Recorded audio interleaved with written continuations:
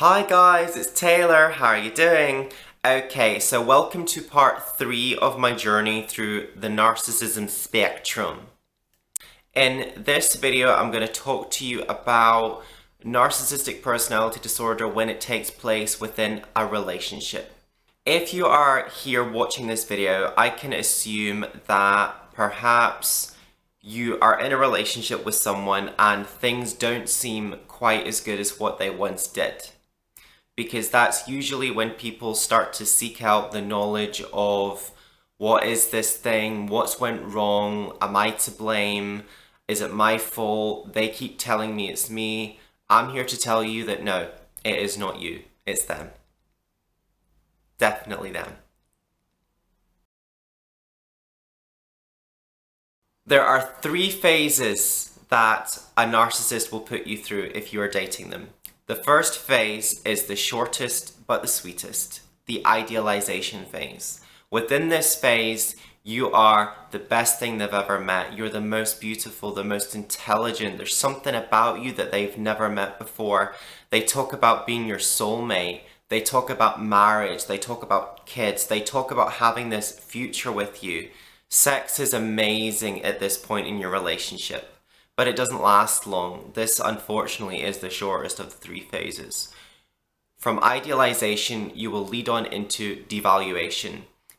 Now, when you're in the devaluation phase, because it lasts so long and it carries on from the idealization phase, it starts off very, very subtly. So you might not see a distinct change. It's harder to see where it happened, but I'll fill you in on what happened. When you were in idealization phase, you did things without question. This person was new to you, you were new to them. There was a lot of love, there was a lot of exploration, there was amazing sex. This dynamic isn't really real, it's too perfect and you don't know each other yet. So the narcissist has been attracted to you for some reason. It could be that you are more popular, you have more friends, you're more financially stable, you're better looking, you are successful in your job. There's something that you have that they were attracted to. But once they are in your life and that new thing that they loved, they don't find it as appealing anymore. Or it could be that with the wealth comes hard work and they're not up for the hard work, or with the celebrity that they think you had, they get to see that it's not really what it seems because people who think they know you don't really know you. It could be that you're very successful in work, but there was a huge amount of effort and time that you had to put into that and they don't like that anymore. When you start to question the dynamic and when you start to put up a little bit of a fight, or you start to, you have a little bit of control, they don't like that. That's when they will start to change towards you. Because ultimately what they want is a puppet. They want someone who doesn't question them, doesn't go against anything that they want to do. They want complete control, and if you challenge that authority that they want to have, you become a problem. And when you become a problem, you start devaluation, and then they start to pick on you, and they start to challenge you, and they start to ignore you. They start to triangulate you. They'll make you jealous. They'll talk about a girl who they know in work who's amazing. If you talk about a woman, if you say to him, "Oh, honey, what kind of girls do you find attractive?" He'll say, "Oh, I really like a short blonde girl with brown eyes." Okay. That's what they do. They will try and make you jealous. They'll try and triangulate you with other people.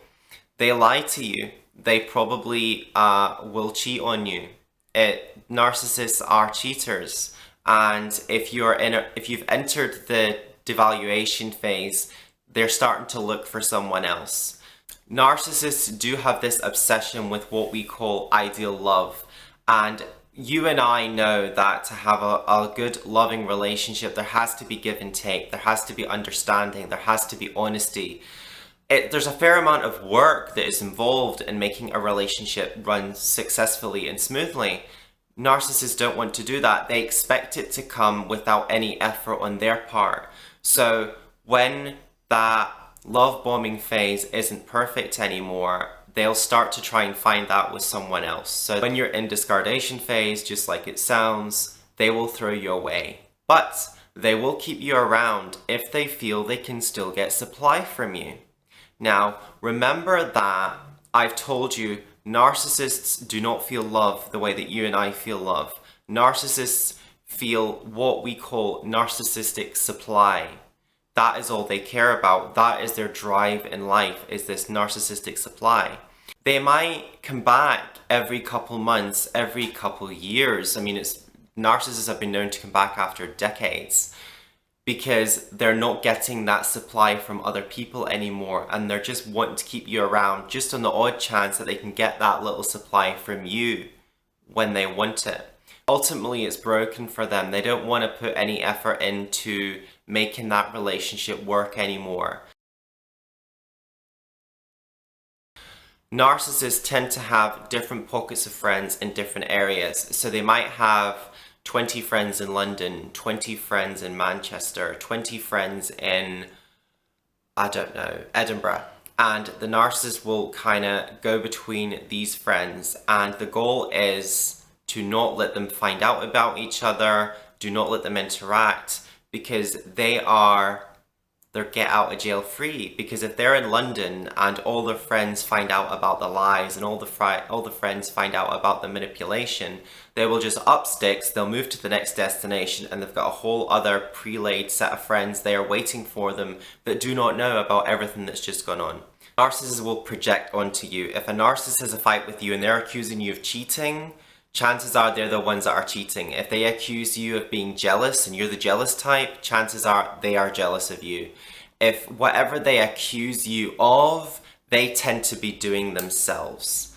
So if they're accusing you of being dishonest, they're the ones that are being dishonest. As well as triangulation, they will gaslight you. Gaslighting, like I mentioned in the previous video, is when they will start to say that they didn't say what they said before because they're getting caught out in a lie. You say to them, "But I thought you were in Manchester for the weekend." And then they'll say, "I didn't say I was in Manchester. I was in Liverpool for the weekend. I told you this. This is what you do all the time. You do this all the time. You never listen to me. Like, why can't you just listen to me?" That's them gaslighting you, because they want to make you believe their lies, and they don't want you to question their lies, and they want you to question your own beliefs and your own belief system and what you believe to be true. Narcissists can't ever admit that they're wrong, and they can't ever admit to having any faults. So when you catch them out on a lie, they have to somehow spin that so that it's not them and they didn't lie and there's nothing wrong with them, it's got something to do with you.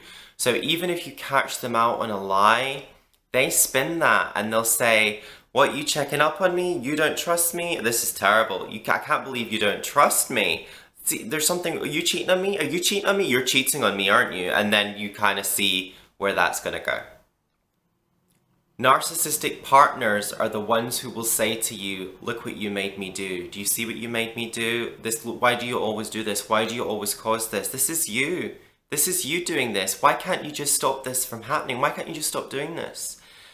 When really it's that orchestration of an argument that they have caused, or they have deflected the situation into an argument so that you don't catch them out on a lie, or you don't catch them out on something that they said they did that they don't want you to remember that they said. That happens constantly. If the narcissist is particularly abusive, what they will start to do is isolate you from your friends, because your friends will ground you in that place of confidence and safety that you initially had and you felt as a person. So when you're with your friends, you are kind of that confident person that you used to be. But the narcissist doesn't like that, because that confident person is questioning everything they do and questioning their lies and questioning their authority. So they will start to say that they don't like your friend Jessica, and they don't like that guy Paul, and they don't want you talking to other guys. And why are you looking like that? Why are you dressed like that? Are you dressed like that to get male attention? That's what they're doing. They're doing that to try and control you. They want to separate you from your friends, separate you from your family, so they have ultimate control over you because they want to decide what you do, where you go, who you talk to, where you sleep, when you sleep, what you do in your free time. It's ultimate control and ultimate narcissistic supply for them. They love that if they're that type. But that is a very extreme version of an NPD. Not all NPDs are that extreme. It can take form in more subtle ways in which you might go completely unawares to, or your friends might not even pick up on it. One thing you have to look out for, sweet ones, in everything that you do, if you meet someone new, be that a guy or a girl or whatever, and they are saying to you, my ex was crazy, my ex was a psycho. If they're saying that to you, that's a little flag, because when the relationship ends and when the relationship has gone tits up, they will go to their next source of supply and play the victim. They will always be the victim. Even if they were cheating, they'll say that you cheated on them. If they treated you badly, they'll say that you treated them badly. They'll call you a psycho. They'll say that you were everything under the sun, just so that to this next person, they can appear to be the victim and they need taken care of and they need their wounds licked. That's something to look out for, because normal, healthy people don't bitch to that extent about their exes. Now, I know everyone has exes and there's a reason the relationship broke up, and it's normal to have a certain amount of whatever towards that person. But when you're meeting a person and it's within the first couple conversations and they are completely blasting this person about how they're a horrible person and they're a psycho, that's a red flag for you to be aware of. That might indicate that there's something wrong there and that they could be NPD. When you break away from the narcissist and you are starting to get your life back together, you will start to question everything you do. It's kind of like having a boss that will micromanage you, because you put so much effort into that relationship and so much of yourself and so much strength that when you walk away, you are broken to the depths of your core, because you've given absolutely everything that you possibly could and there was nothing else to give. So you walk away and you have to heal. If they are meeting the criteria and they are doing these things like triangulation and manipulation and projection and gaslighting, those aren't normal things that people do. And if they have been doing that on a regular basis, your instincts are probably right and they probably are narcissistic and they potentially have narcissistic personality disorder. So what you have to take from that is that education of the way I was treated was wrong. The way that person acted towards me was wrong.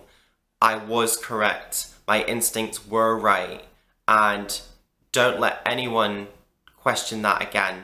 Don't let anyone make you question yourself ever again, because you were right. You will be able to see those flaws in people that come into your life, and you won't allow them to shake your foundations anymore. Okay guys, this has been part 3 of my journey through narcissism and narcissistic personality disorder. I hope you enjoyed this video. I hope it was helpful to you. If you haven't watched my previous 2 videos, go ahead and check them out. There will be more in this series. If you do like this topic, stay tuned for more. Love you guys. Bye.